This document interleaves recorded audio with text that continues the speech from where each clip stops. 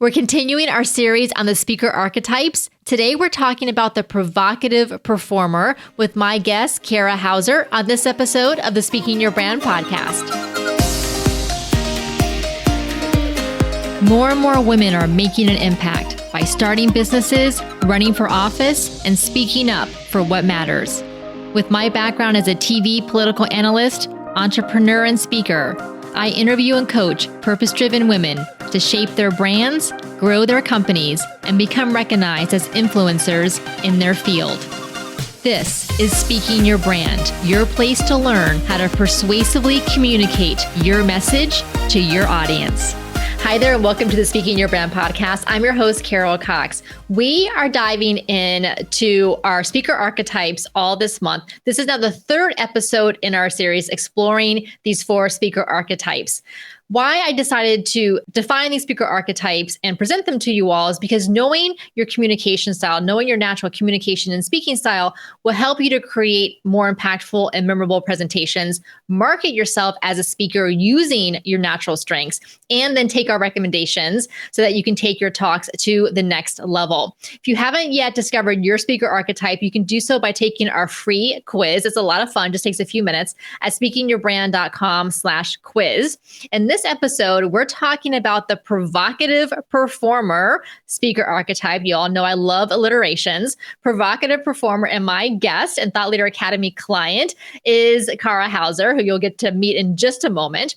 And here's the thing with provocative performers. You're outgoing, you're charismatic. The bigger the stage, the better. You're an entertainer at heart, and you love to incorporate different things into your speeches and presentations. And Cara has a great example of this. And so your natural performance abilities make you comfortable on stage. Your big challenge, though, is that you love performing so much that you may miss out on the opportunity to provide your audience with your overall thought leadership message and a strong call to action. That's what we're going to talk about today with Cara. Let me tell you a little bit about her. She has spent 20 years learning how to survive and ultimately thrive in the ultra male real estate development business. Yeah, you can imagine, right? And Cara has stories for days that crack us up on our Thought Leader Academy calls about that. Because of that, and because all of this led to burnout, she has now rebuilt her career with far more autonomy and purpose. And she works with women to help them see their value, use their power, and get what they want in work and life. Cara, welcome to the podcast. Thanks so much for having me, Carol. So happy to be here. And I do love your stories, and you have such a great and natural sense of humor, and that also kind of lends itself to your provocative performer speaker archetype. So Cara, before we dig into your speaker archetype, can you tell us a little bit more about how you work with women now and what you're helping them to do? So I have had, honestly, a passion from the beginning, I think, of time for helping people step into their own personal power and shine their light out into the world. And so being able to do this now in my actual profession is just so thrilling. So over the last year, I have launched a coaching and speaking and course creation consultancy. And so I work with clients one-on-one who are amazing women who are ambitious, super high impact, powerful folks, but who, like everybody here in our country, have been steeped and grown in our culture. You know, we're all sort of hampered by some of the limitations and ways that we as women are encouraged or discouraged from communicating or advocating for ourselves. We also all have blind spots, of course, to ourselves. So I know when I've needed coaching over the years, I go find one and I help them get real quick to the things I'm missing. And that's one of the things that I do with my clients. So we talk through what they're working on, and we really pretty quickly drill down deep into what exactly it is that's the core issue. And then we throw all kinds of fresh new light and perspective on it, and then strategize. And so that's one of the things that I do. And then I do a course too called Sabbatical in a Box. I love the phrase sabbatical in a box. I know I've told you on our other calls that I originally went to graduate school to be a professor, really wanted to be in academia in the ivory tower. And one of the things that really appealed to me, not only by love of history and teaching, but also because professors get sabbaticals. So they get that focused time off that they can devote to that intense, deep work of research and writing. routine. And I think more, some companies have started to give sabbaticals to some of their higher end employees. But can you tell us a little bit about what that looks like for the women who come to you in the sabbatical in a box? What do they do? Yes. So what you just described is it's common. That's what most people think about. And so part of what I'm after is kind of rebranding and bringing the sabbatical to the people. It's not just for professors or for people, at a certain whatever level. And it's not just for people who have the time and cash to go have their eat, pray, love year on the road. Not everybody can just step away from their life for a little while. Not now, and I don't know, who knows when. So the whole big picture point is that we don't have to wait until our 2-week vacation when we're probably still working, or when we retire in 25 years, or when we die, to chill out and get to know ourselves. So and do the things that light us up in this world, and live just a lot more full-bodied existence. So I like to talk about my journey as going from being burned out to lit up, and burned out to bursting with ideas and energy. And, when you're really in a state of burnout, like most folks I talk to right now are, it's really hard to see that there's even any other options out there. And the last thing you want to do is go read 7 books and try 7 things and take a whole bunch of courses and figure out, how to help yourself out. You just don't have the energy to do it. So this course is really aimed at folks who are working still full time. And it's 1 hour a week. It's a 12-week course. It's a small group, so it's super supportive. I literally send you a box full of hand-curated, beautiful things. And so it's like having a present every week, because you'll get the materials and also whimsical stuff you need to support your journey. And we spend an hour working through whatever the theme is, the topic that we're expanding our imaginations and minds to. We practice a little bit with it. And then there's one thing to practice during the course of the next week. And it's just helping people to get into a more sabbatical style mindset and way of being. And then at the end, people will have all of these really nurturing resources and can decide for themselves what were the things that worked best and served them best that need to stay in their ongoing routine, and what things, didn't as much, as we all have our different ways of being in the world. So it's not just a thing that we do for a little while. The whole point is that this is something we build into our everyday lives. It's kind of like health and wellness practices. It's not like you just can exercise for a month and be like, okay, I've exercised for a month now, I don't ever have to do it again. Yes, it is a practice, actually really properly caring for ourselves, and going from one of the dichotomies I talk about is this notion of self-care, which we all know about, but that can feel like another to-do for people. It's like, oh, I work, I raise children, I have friends and family, I have extended family, whatever, and volunteering in the community. Oh, and guess what? Now I need to go do all this extra stuff. I have to take a class. I got to go get all this, Botox or whatever it is that women feel like they have to do. Like, it's just all these things that you feel like that you're piling on and on and on. I like to think of it more as this progression from self-care to self-possession, where you're really coming from your core. When you're self-possessed, all the decisions you make are from your core values and interests and passions. And so then your decisions in the world of what you want to do and how you want to spend your time and who with become a lot more natural. And that doesn't mean that you don't want to ever go get pedicures or massages or fun things like that. It just means that it's not being driven by external expectations. It's really being driven by your internal, your soul, whatever it is about you that wants or needs to do that. I remember on one of our Thought Leader Academy group calls a couple of weeks ago, Cara, you were talking about this idea of self-possession versus self-care. And I know you got some good input and feedback from the other women on the call there. And one of the things that stood out to me that I remember from that conversation is that, for a long time, so many of us have taken external advice and input with no filter. Just, okay, go do these 7 things and then you'll be good. Or go do these things and then you're going to fix the problem. And then so often we try those things and they're a Band-Aid, if that at all. Maybe they provide a temporary solution if we're lucky. But so often than not, we still are in that place of burnout or dissatisfaction or whatever it happens to be. And what came out to me was, how do we recognize what's truly for us versus what everyone else? Maybe those things work for them, but how do we figure out what's for us? That is the $1 million question. And really the way to know is to try different things. But before you even do that, it just requires doing nothing and getting really, really, really quiet into yourself. And I know folks will tell me like, meditation. I don't want to do any of that stuff, which is why I send my people in the sabbatical in the box a little jar of glitter, and they fill it with water, and we call it glitter breathing. We just shake it up, and then you just look at it until it settles, and it's like your mind's settling, and then you just like calm down. Because one of the things that you were saying is that I think you're getting it is that we lose touch with our intuition over time. All these external messages start like literally reprogramming our brains. And we actually do know what's right and works for us. I think most all of the clients I've worked with know. It's just not immediately accessible to them. And so it's about kind of making the space. In fact, the first few sessions of the sabbatical in the box is called making space, decluttering. We literally declutter our minds, bodies, spirits, our houses, all the things, because when you do that, then you create the space to actually reconnect with yourself, and then you'll know. And I really do remember this burnout when I was convinced there was something physically wrong with me. I was going to all these doctors. I was doing buying all the scented oils. I mean, any single thing I could find that seemed like, vitamins. None of these things are wrong enough with their own, but I was convinced there was something external that was going to fix me because something in there was broken.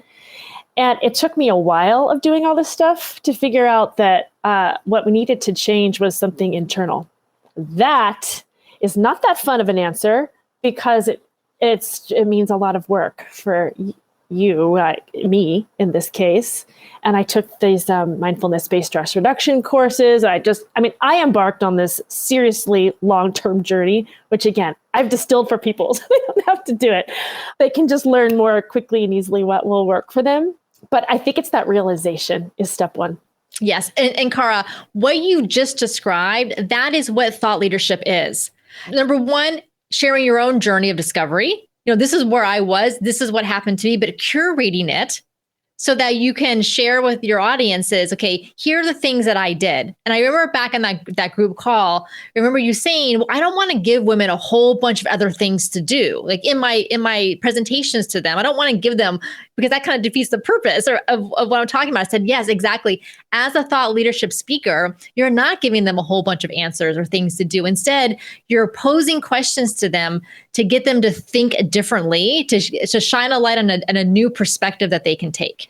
Yes. Your group is so, so wonderful and nourishing. I remember going that day and just kind of like literally vomiting out all sorts of stuff to people and being like, what do you guys think?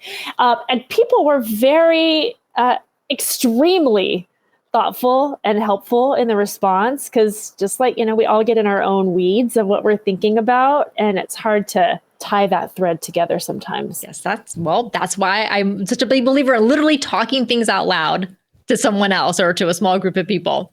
All right, Cara. So we've kind of now we've outlined for the listeners what it is that you do in your business and who you help, how you help them, and some of this thought leadership message that you have to share. And I know that you do presentations both for lead generation, so to attract clients to your programs and your offerings, and then also kind of a thought leadership talk, like we were just discussing, about having women see something from a different perspective or a new perspective.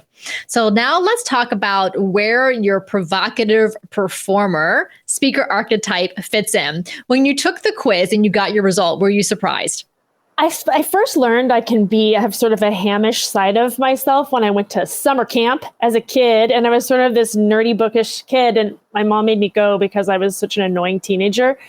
And I got there, and they put you on the campfire stage, and you're doing this and that, and it's just, no matter what you do, everyone's like, cool, and you could be horrible, and it was fine. And it was just I just found that I loved it. I love connecting with people in different ways and saying things and experiencing things and conveying things in ways that people can actually take in. And I know that I like to take part in things too that way, where I'm like, it just sort of gets right to the heart of it. And very early in my real estate career, I had an opportunity to do a presentation, and I did find myself heading in that direction. Okay, so I want to hear more about this. And is this the one where this was kind of almost like a first speaking engagement that you were kind of thrown into? and really unexpectedly. And so tell us how that came to be, how you prepared, how you felt, and what happened. Yes. First, I was not invited to speak. It was my boss, the owner of the company. And it was so I'm based in the San Francisco Bay Area, and it was down in Palm Springs, and he wasn't available. He just signed me up. And he said, Cara, this will be great. And I said, sure.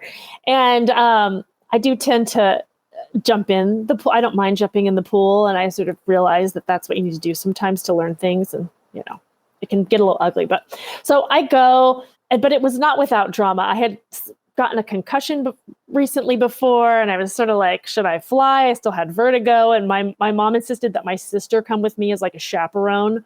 So we go, and somehow we got like food poisoning the day before. It was this whole thing. And I thought, oh my God, I mean, I got to suck it up here, folks. So it was my very first thing, and there were 600 people. Yikes, 600 people. I didn't really know anything. I was like, girl, I'm going to do this thing. I'm going to have a talk. And so I show up, and I'm just like really not that well, but I'm like, we gotta focus. I put together the presentation. It was about micro units, which was a form of urban infill development my company was doing at the time. And we were doing this really awesome LEED Platinum micro unit modular project, which the whole building came together in 4 days after being built in a factory.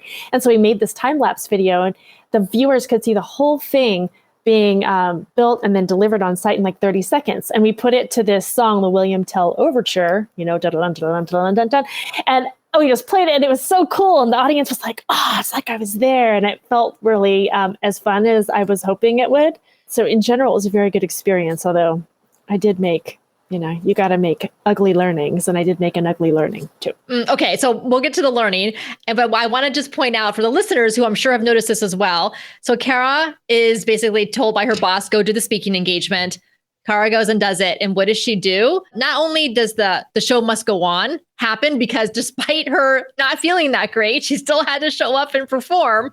But then also she has a video, it has that music to it. She's going to incorporate, things that are fun into her speaking engagement. And I think, Cara, that is what makes someone naturally a performer. And when I say that a speaker is a performer, it does not necessarily mean you're going to get up and act out a play or do a dance number on stage, unless of course you want to. You certainly can, but more so that you have this kind of performance essence to you where you almost can't help but do those things when you're in front of an audience, like adding comedy or making sure that the audience is having a good time while you're giving them the information. Yeah, thank you. I mean, that to me, and you're right, I can't help it. It's so fun to me. And I just hope, obviously the whole point is for it to be fun and interesting to other people. So I try to make sure that it will be. Now let's talk about, you said you had a learning from that speaking experience. What was that? Oh, I had a learning. My whole first several, I had learnings, some of which are more embarrassing than others, but this one was okay. I felt comfortable, so I kind of looked like I more or less belonged there. But the part that you knew I was a rookie was I taught, it was too long. I was a bit of a little hoggish about the time, which I feel kind of bad now about in retrospect, but whatever, they'll be over. It's a long time ago. But I got a little carried away, and I think a couple of stories I was telling. So that's something I've learned to keep sharper now. Yeah, it's basically, how the cane on the old days where they would drag the performer off the stage, right? Get the hook. Yes. Basically. So what do you do now to make sure that doesn't happen? I practice more and a little differently. I do not memorize the things that I do. I don't like to do it. It's just too stiff for me. But I do take the time and I watch the time. I just watch it like as I'm doing it versus just getting too carried away. I just pay more attention to how I'm doing, and I wrap when I need to. Okay. So then, as I mentioned, with the provocative performer or speaker archetype, you like to incorporate things like, whether it's, acting, like maybe like a little bit of dialogue, comedy, it could be dancing and singing, definitely props, multimedia into your speeches and presentations. And I know people ask me all the time what my speaker archetype is. And I would say that at my core, I'm the stellar scholar, which happens to be about half of the quiz takers have been the stellar scholar, which I'm not surprised, because that tends to be these, high achieving women who already have found Speaking Your Brand and like the work that we do. So I would say that's traditionally who I am, but I have intentionally chosen to incorporate more performance aspects into the presentations, into the keynotes that I do, not only because it's more fun for me, but I also think it's more engaging for the audience. And Cara, I know that you also play the guitar, right? So how have you thought about ways that you can incorporate that into your presentations? Well, I haven't gotten too far along the thinking process, but I do tend to make up songs all the time and for no good reason. And my kids know this because I'll just go around the house making up jingles. And so to the extent that I can make up something that feels relevant, music and stories are the ways that learnings and things lodge themselves in our heads, whether we like it or not. So it's something that I'm thinking about building in a little bit more of a formal way. Yeah, I don't know. I think I'm just going to have my guitar right there. I mean, maybe even do like a song. I think one of the Thought Leader Academy folks had this idea of maybe even just like crowdsourcing one on a certain idea from the group. It's really fun to do that in a spitball kind of a way. People just kind of throwing out rhyming ideas. So that sounds kind of fun. But yeah, the structure is very amorphous still. I like the idea of having the crowdsourced songs, almost like improv, like an improv activity, but it ends up being the lyrics to a song. That can be fun.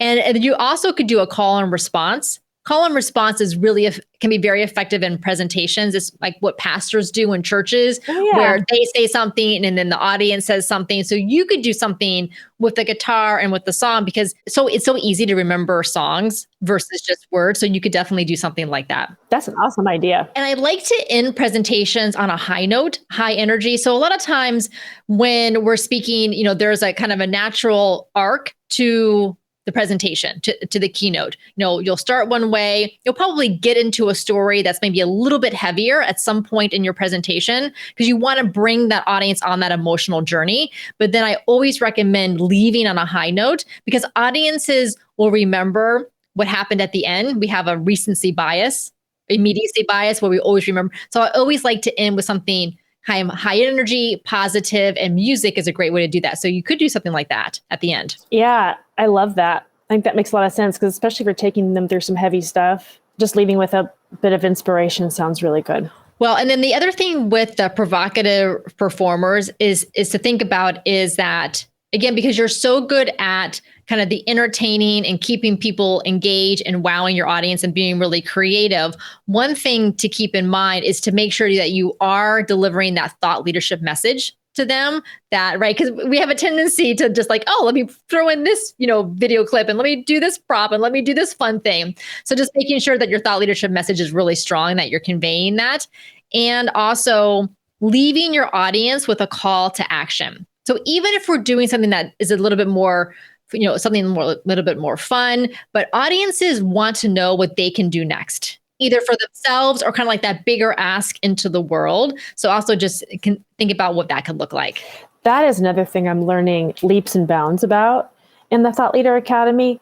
In fact, it's one of the main reasons I signed up for it is because I was not doing much of a job of incorporating these very specific calls to action for folks. And so I'm making huge progress in incorporating that now.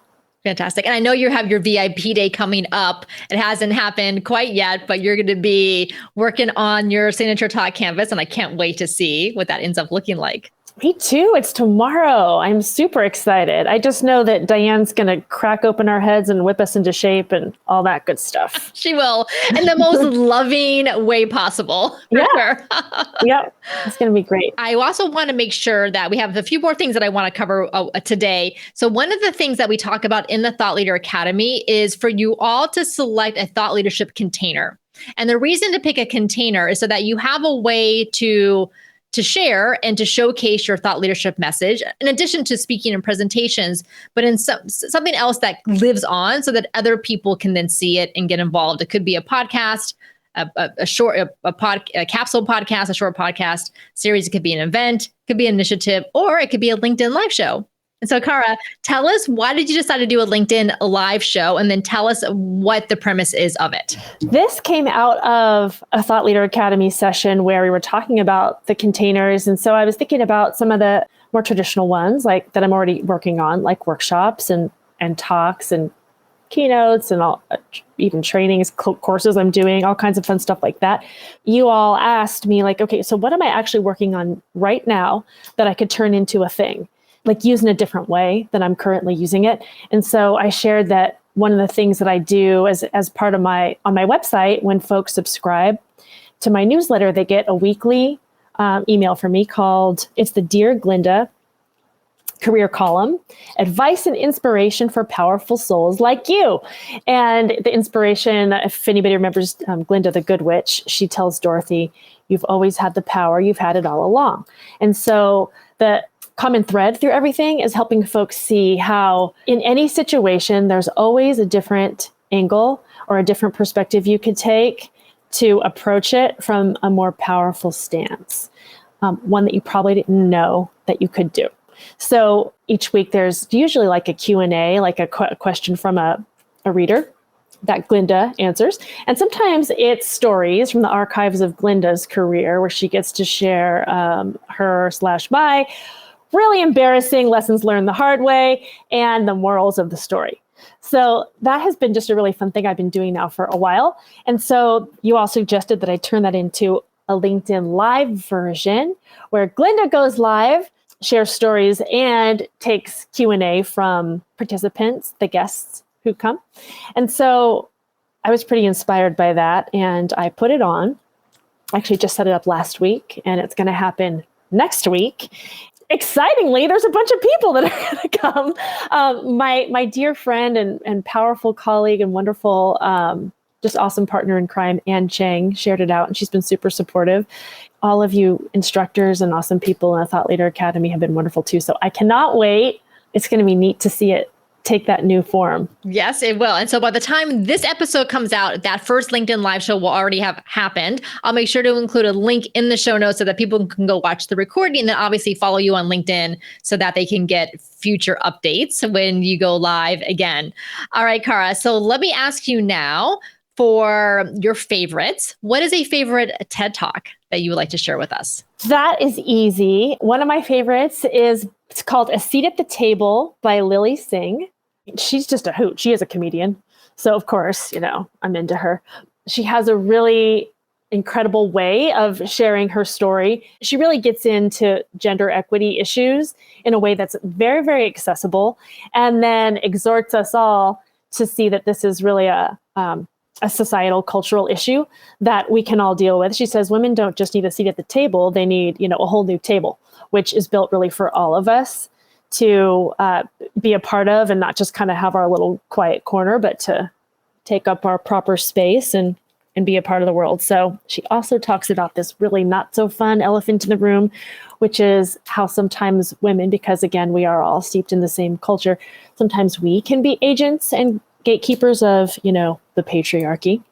And she just kind of shines a light on that, and how when we do become leaders ourselves, to really be very big tent about it, because the more folks that are empowered and can use their voice, the better for all of us. I love that you mentioned Lily Singh. She is my archetype of the provocative performer archetype as a speaker in her TED Talk. So she is great. Yes. Next question, a favorite book? This is an oldie and a classic goodie. It's Mindset by Carol Dweck.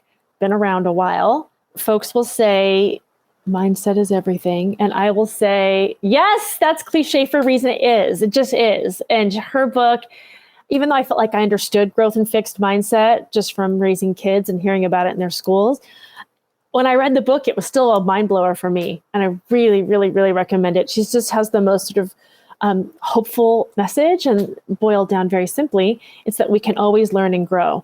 And so any setback or anything, it just doesn't need to get us down, because it's not only natural. I mean, it's required. It's necessary part of life. And anyone can learn how to boost up their mindset. So this is something that's available. It's a superpower available to anybody at any time. Fantastic. And a favorite quote? This one's by Alice Walker. And she says, the most common way people give away their power is by thinking they don't have any. And that goes back to mindset too. Love it. All right. Thank you so much for sharing that. Cara, thank you so much for being on the Speaking Your Brand podcast, and for being a part and a contributor to our Thought Leader Academy. I'll make sure to include links in the show notes for everyone to connect with you on your website and on LinkedIn. And for those of you listening, next week we'll have our fourth and final episode in the Speaker Archetype series. We're going to be talking about the spellbinding storyteller archetype. So stay tuned for that one and go back and listen to the previous 2 episodes if you haven't caught those yet. Until next time, thanks for listening.